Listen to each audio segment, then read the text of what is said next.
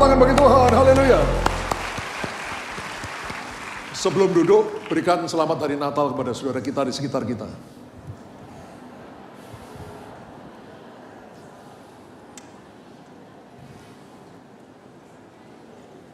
Ya, silakan duduk, saya kasih.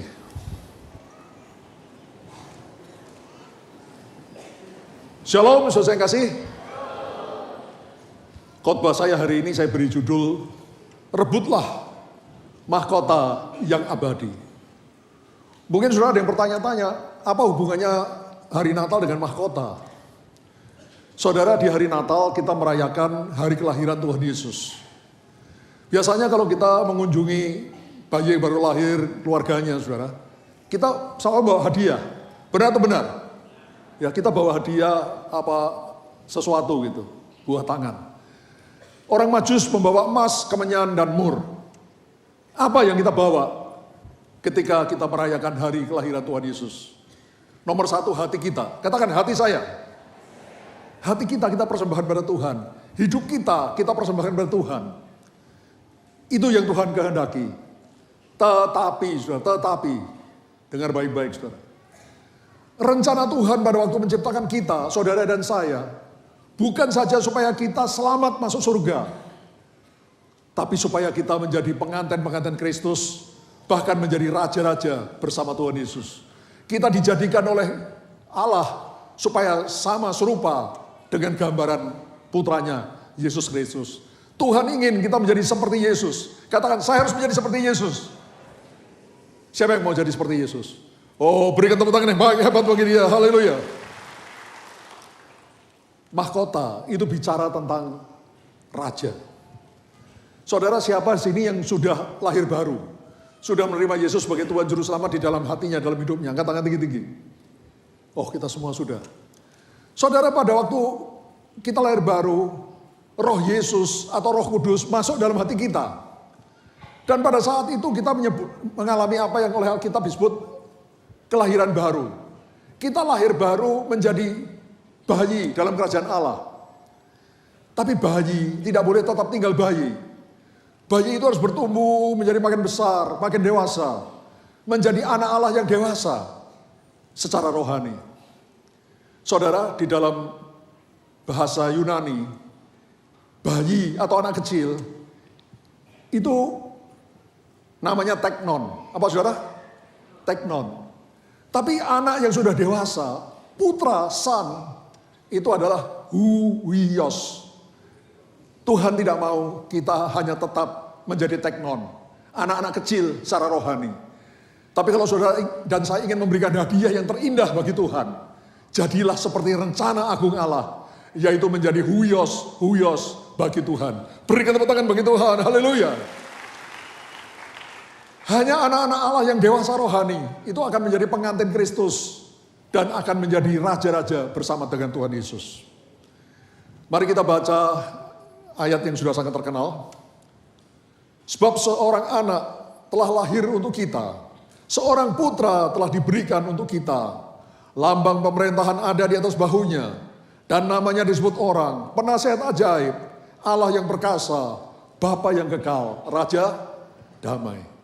Saudara, Yesus lahir sebagai seorang anak kecil, child, anak bayi. Yesus lahir tidak ujuk-ujuk jadi besar, jadi bayi dulu.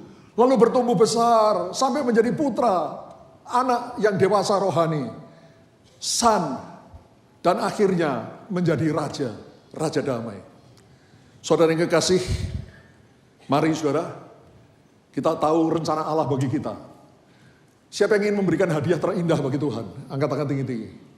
Katakan, saya harus menjadi seperti Yesus. Seperti Yesus itu pengantin wanita Kristus dan menjadi raja bersama Yesus. Saudara, di dalam kitab Perjanjian Baru, maka kita menemukan ada 4 macam mahkota. Sekali lagi, mahkota itu bicara tentang raja. Jadi kalau saudara menerima mahkota, berarti saudara jadi raja bersama Kristus. Yang mau jadi raja katakan amin. Apa saja keempat macam mahkota itu? Yang pertama, disebut mahkota kemegahan. Sebab siapakah pengharapan kami atau sukacita kami atau mahkota kemegahan kami? di hadapan Yesus, Tuhan kita, pada waktu kedatangannya. Jadi waktu Yesus datang sebentar lagi, ya, Yesus akan menjemput kita di awan-awan yang permai, lalu kita rapture, masuk surga. Lalu diadakan pembagian mahkota. Apa saudara? Pembagian mahkota. Itu luar biasa saudara. Ya kita akan menjadi mempelai wanita Kristus juga sekaligus mendapat mahkota. Bagi yang memang berhak untuk dapat mahkota. Siapakah pengharapan kami atau sukacita kami atau mahkota kemegahan kami di hadapan Yesus Tuhan kita pada waktu kedatangannya, kalau bukan kamu. Jadi Rasul Paulus berkata pada jemaat di Tesalonika bahwa kalau Yesus bentar lagi datang menjemput mereka, maka jemaat di Tesalonika itu menjadi mahkota kemegahannya Rasul Paulus. Halo? Ya, masih agak bingung. Kita lihat ayat berikutnya supaya lebih jelas. Paulus menulis pada jemaat di Tesalonika, sebab Injil yang kami beritakan bukan disampaikan kepada kamu dengan kata-kata saja, melainkan juga dengan kekuatan Roh Kudus dan seterusnya. Artinya jelas jemaat Tesalonika itu adalah buah penginjilan dari Rasul Paulus. Rasul Paulus menginjil di Tesalonika, memenangkan, akhirnya membentuk jemaat di Tesalonika. Dan firman Tuhan tadi berkata, jemaat Tesalonika adalah mahkota kemegahan bagi Rasul Paulus. Jadi mahkota kemegahan itu adalah jiwa-jiwa, souls yang kita menangkan untuk Tuhan. Pertanyaannya, sudah berapa banyak jiwa yang saudara menangkan bagi Tuhan? Kalau belum ada, tidak ada mahkota kemegahan bagi saudara. Tapi kalau ada jiwa-jiwa yang sudah menangkan, maka mereka akan jadi mahkota kemegahan bagi saudara ketika Tuhan Yesus datang. Berikan tepuk tangan bagi Tuhan, haleluya. Saudara, jiwa-jiwa yang kita menangkan, kita memenangkan jiwa itu karena kasih. Karena apa saudara? Kasih. Di bawah kolong langit tidak ada nama yang diberikan supaya manusia selamat kecuali nama Yesus. Yesus berfirman, akulah jalan dan kebenaran dan hidup. Tidak ada satu manusia pun sampai pada Bapa masuk surga kecuali melalui Yesus. Saya sudah terangkan bahwa surga itu begitu mulia, saudara. Tidak ada satu dosa bisa masuk surga. Karena itu tidak ada manusia yang layak masuk surga dengan kemampuannya sendiri. Itu sebabnya Yesus perlu mati di atas kayu salib. Satu-satunya manusia di dunia yang pernah hidup yang tidak berdosa sama sekali, hanya Yesus. Sehingga dia bisa menanggung dosa seisi dunia di atas kayu salib. Kalau dosa saudara, dosa saya ditanggung Yesus, berarti dosa kita selesai, saudara. Kita berhak masuk surga. Do you understand? Karena itu mari kita tolong saudara-saudara kita, mungkin orang tua kita, anak kita, saudara kita, famili kita, teman kita, sahabat kita yang belum mengenal Tuhan. Saudara, tanpa Yesus mereka akan binasa. Karena itu perkenalkan Yesus kepada mereka. Jadikan diri saudara saksi bagi Yesus. Saudara tidak usah mengerti Alkitab. Wah, menguraikan begini-begini tidak usah saudara. Ya, dengan tingkah laku saudara, dengan perkataan saudara, mereka akan tertarik melihat saudara, orang Kristen itu orang yang baik. Sehingga mereka pada waktunya akan menerima Yesus sebagai Tuhan Juru Selamat. Yang mau berikan tepuk tangan bagi Tuhan, haleluya. Dan di samping itu kalau sudah memenangkan jiwa, maka sudah akan menerima mahkota kemegahan yang disediakan Tuhan bagi para pemenang jiwa. Mahkota yang kedua, setelah mahkota kemegahan, adalah mahkota kebenaran. Aku telah mengakhiri pertandingan yang baik. Kata Paulus, aku telah mencapai garis akhir dan aku telah memelihara iman. Sekarang telah tersedia bagiku mahkota kebenaran yang akan dikaruniakan kepadaku oleh Tuhan Hakim yang adil pada harinya. Ini harinya lagi saudara. Jadi nanti Yesus datang, pada hari Yesus datang, ya, ketika kita sudah rapture, masuk surga, Tuhan akan membagi-bagikan mahkota-mahkota pada hari kedatangan Tuhan. Do you understand? Yang dikaruniakan padaku Hakim yang adil pada harinya. Tapi bukan hanya kepadaku, melainkan juga pada semua orang yang merindukan kedatangannya. Saudara, itu mahkota kebenaran. Ya. Setiap kita itu sebenarnya sudah terlibat pertandingan. Terlibat apa, saudara? Pertandingan iman. Pertandingan mempertahankan iman kita. Waktu saudara dan saya menerima Yesus, kita punya karunia iman. Ya. Iman keselamatan ada pada hidup kita. Ini harus kita pertahankan sampai ke garis akhir. Jangan sampai jatuh sebelum garis akhir. Karena saudara menikah dengan orang yang tidak seiman. Atau saudara ditawarin pangkat yang tinggi dan sebagainya. Saudara lepaskan. Ya. Iman keselamatan saudara lepaskan.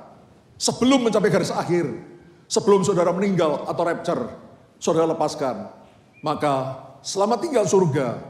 Selamat datang neraka. Saudara dan saya harus mengakhiri pertandingan iman kita dengan baik sampai ke garis akhir. Dan kalau itu kita lakukan, maka kita akan menerima mahkota kebenaran. Yang ingin menerima mahkota kebenaran, berikan tepuk tangan bagi Tuhan. Haleluya. Ya, jadi sudah ada dua macam mahkota. Tadi mahkota kemegahan, sekarang adalah mahkota kebenaran. Yang ketiga, mahkota kehidupan. Berbagailah orang yang bertahan dalam pencobaan. Sebab apabila ia sudah tahan uji, dia akan menerima mahkota kehidupan yang dijanjikan Allah bagi barang siapa yang mengasihi dia. Mahkota yang ketiga disebut mahkota kehidupan. Diberikan kepada orang yang bertahan dalam pencobaan. Saudara, dunia ini penuh pencobaan enggak? Penuh pencobaan, enggak ada yang tidak dicobai, penuh pencobaan. Kalau kita bertahan dalam percobaan, kita tahan uji sampai selesai ke garis akhir, maka kita akan menerima mahkota kehidupan yang dijanjikan Tuhan bagi barang siapa yang mengasihi dia. Saya berdoa semua akan menerima mahkota kehidupan. Amin, saudara. Mengapa Tuhan izinkan anak-anaknya menderita, dicobai? Ibrani 12 ayat 5 dan 6. Sudah lupakah kamu akan nasihat yang berkata kepada kamu seperti pada anak-anak? Hai anakku, janganlah anggap enteng didikan Tuhan. Dan janganlah engkau berputus asa bila engkau diperingatkannya. Karena Tuhan menghajar orang yang dikasihinya. Dan ia menyesah orang yang diakuinya sebagai anak. Saudara tahu menyesah ya? Menyesah itu memukul seperti pakai rotan, itu namanya menyesah, saudara. Ayat ini berkata, jangan anggap enteng didikan Tuhan. Dan jangan putus asa bila engkau diperingatkannya. Karena Tuhan menghajar, apa saudara? Menghajar orang yang dikasihinya. Dan menyesah, memukul seperti pakai rotan, orang yang diakuinya sebagai anak. Saudara, kadang-kadang ada orang Kristen yang karena tidak ngerti firman Tuhan, bangga. They feel proud, mereka merasa bangga bahwa kalau mereka berdosa macam-macam nggak diapa-apain sama Tuhan, dibiarin saja, sak karepmu. Saudara, orang seperti itu mestinya nangis. Jangan-jangan Tuhan tidak menganggap dia sebagai anak.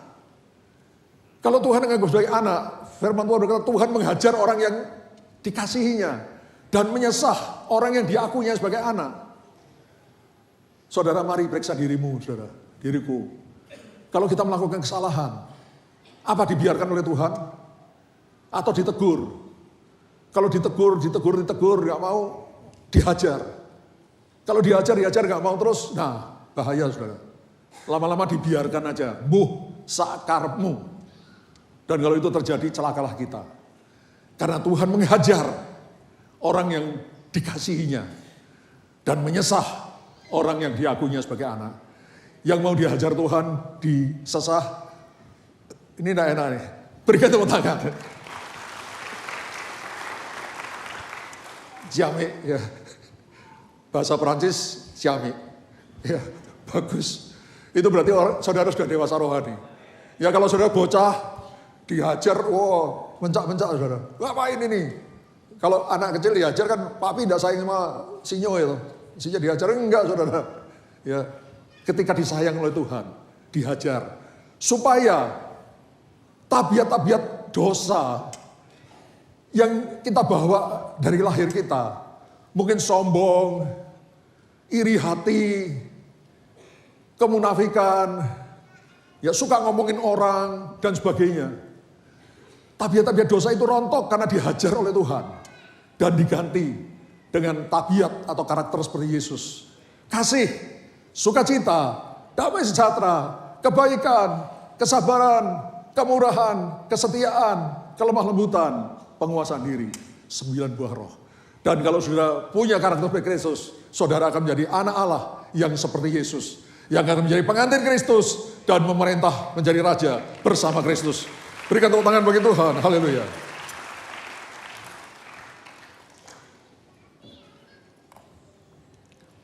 Saudara, sekian tahun yang lalu ada seorang konglomerat Indonesia. Salah satu orang yang paling kaya di Indonesia. Dia menyekolahkan anaknya di Amerika Serikat. Saudara, konglomerat itu punya segala-galanya, saudara. Tapi anehnya, waktu anaknya disekolahkan di Amerika, itu dia suruh anaknya ke kos, seperti mahasiswa lain. Kalau mau ke kampus, naik kendaraan umum. Padahal dengan kekayaannya si konglomerat, dia bisa beli rumah atau menyewa rumah khusus untuk anaknya tinggal. Bisa dikasih pelayan-pelayan supaya anak-anaknya ini merasa nyaman, ya, diservis. Bisa disediakan mobil lengkap dengan sopir, kemana mau pergi dilayani. Tapi hal itu tidak dilakukan oleh sang konglomerat. Tapi anaknya dibiarkan kos seperti mahasiswa lain, dibiarkan naik kendaraan umum seperti mahasiswa lain. Apakah konglomerat itu tidak sayang sama anaknya, saudara? Oh, sama sekali tidak. Dia sengaja lakukan supaya anaknya itu belajar menjadi laki-laki yang dewasa, yang tough, yang kuat, yang tidak cengeng. Sehingga akhirnya berhasil di dalam pekerjaan. Dan memang benar, setelah konglomerat itu meninggal dunia, sekarang diganti oleh anaknya. Anaknya sanggup memegang ratusan perusahaan yang ada di Indonesia, bahkan di luar negeri. Yang dirintis oleh bapaknya, dan mungkin juga sebagian dirintis oleh dia sendiri. Menjadi seorang pengusaha yang luar biasa. Demikian juga dengan Allah kita. Kalau kadang-kadang sudah dihajar oleh Tuhan, disesah oleh Tuhan, jangan putus asa, jangan mengeluh, tapi bersukacitalah, karena berarti Tuhan menyayangi saudara. Saudara akan diberkati Tuhan, menjadi pengantin wanita Kristus dan raja-raja bersama Tuhan Yesus. Berikan tepuk tangan bagi Tuhan, haleluya. Saudara, saya itu belum sempurna, ya, saya belum sempurna, ya, dan tidak ada manusia yang sempurna.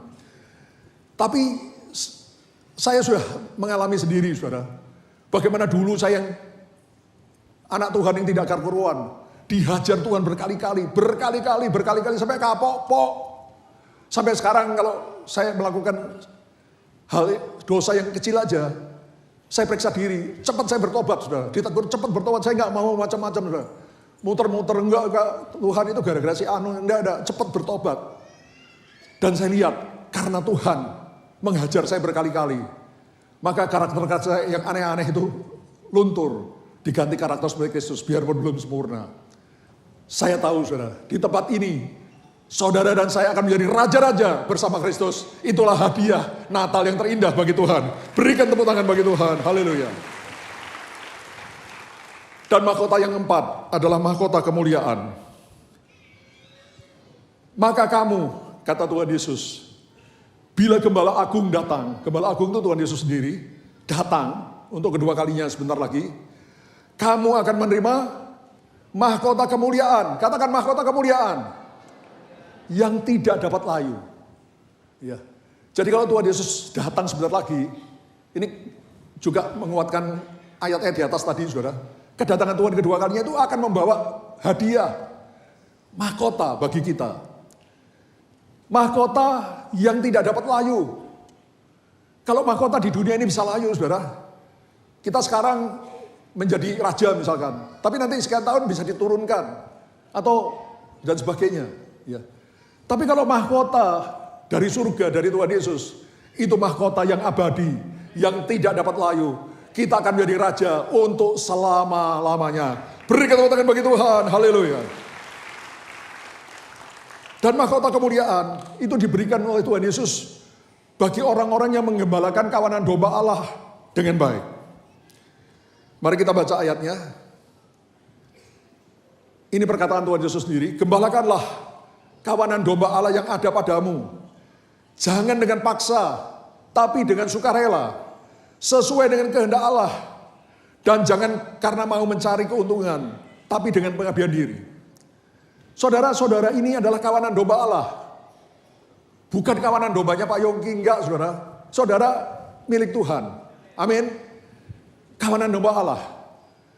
Saya yang dipilih Tuhan untuk mengembalakan saudara, harus mengembalakan tidak dengan paksaan.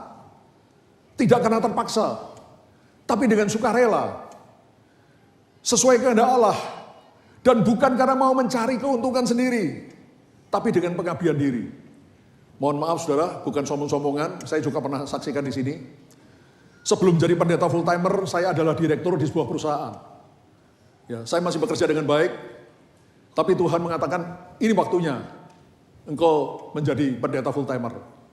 Saya lepaskan pekerjaan sekuler saya. Saya menjadi pendeta full timer. Maaf saudara, gaji saya sebagai direktur yang semula sekian. Ketika menjadi pendeta full timer, jadi sekian. Padahal kami punya 3 orang anak yang harus dibesarkan, disekolahkan.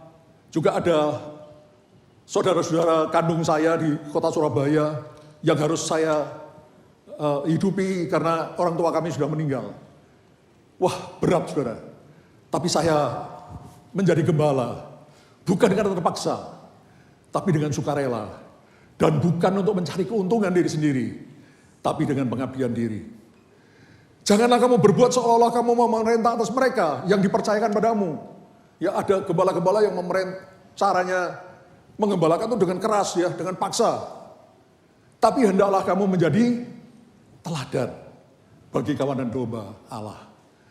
Saya tidak tahu saudara, ya saya belum sempurna, tapi saya berusaha jadi teladan. Ya, berusaha. Ya. Tapi kalau sudah lihat saya belum jadi teladan, ya mohon maaf saudara ya. Ya, saya belum sempurna.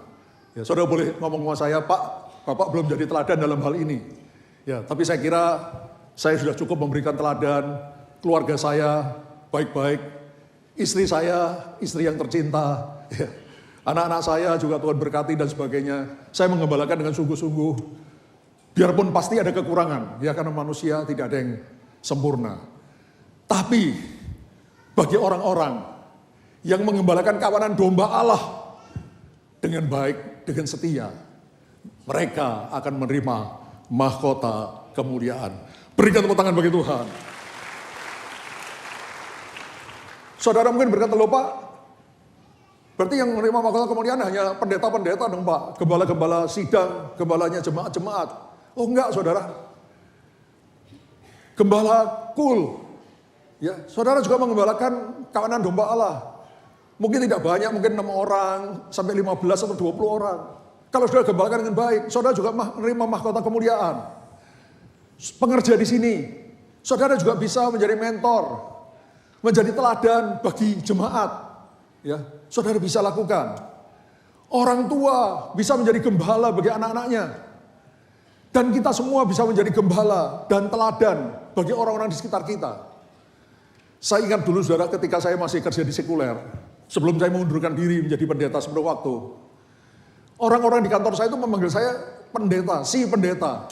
Ya mungkin dengan agak sinis gitu, si pendeta itu. Ya. Kenapa mereka nyebut saya begitu? Karena saya berusaha hidup benar-benar. Ya tidak pernah korupsi, lakukan tugas-tugas saya dengan baik. Ya, sehingga mereka mengatakan, itu si pendeta. Mungkin dengan rasa tidak senang atau senang saya nggak tahu. Ya, tapi harus seperti itu saudara. Kita harus menjadi teladan bagi orang-orang di sekitar kita. Yang mau berikan tepuk tangan bagi Tuhan. Haleluya. Akhirnya kita sampai pada kesimpulan. Biarlah kita semua saudara yang di sini, itu berubah, bertumbuh menjadi huios, yaitu anak Allah yang dewasa secara rohani. Jangan tetap tinggal sebagai teknon, bayi rohani, atau anak kecil rohani. Mula-mula memang itu, saudara. Waktu saya baru terima Yesus, saudara bayi rohani dalam kerajaan Allah. Tapi terus bertumbuh, ya, melalui kedekatan dengan Tuhan, melalui ujian-ujian, pencobaan yang sudah alami dan sebagainya. Terus bertumbuh sampai teknon, berubah menjadi huios, anak Allah yang dewasa secara rohani, menjadi putra, menjadi sang. Sehingga akhirnya saudara dan saya akan memerintah sebagai raja bersama Kristus dan akan menjadi calon-calon pengantin wanita Kristus. Berikan saya tepuk tangan bagi Tuhan. Haleluya. 4 macam mahkota raja yang sudah kita bahas tadi. Pertama, mahkota kemegahan, yaitu jiwa-jiwa yang kita menangkan bagi Tuhan. Mahkota kebenaran, yaitu bila kita merindukan kedatangan Tuhan dengan cara memelihara iman kita, dengan terus hidup kudus dan terus melayani pekerjaan Tuhan dengan sungguh-sungguh. Mahkota kehidupan, yaitu bila kita menang atas pencobaan karena kita melekat dan mengasihi Tuhan dengan sungguh-sungguh. Dan yang keempat, mahkota kemuliaan, bila kita mengembalakan kawanan domba Allah dengan sungguh-sungguh dan dengan kasih. Mungkin sudah ada yang bertanya, Pak, apakah bisa kita menerima lebih dari satu mahkota? Bisa atau bisa? Bisa. Ya. Paus di Roma, itu mahkotanya itu susun 3. Itu namanya tiara. Nah, kalau saudara yang tadi 4 ini sudah bisa lakukan, saudara akan terima mahkota yang susun 4. Luar biasa, berikan tepuk tangan bagi Tuhan. Haleluya.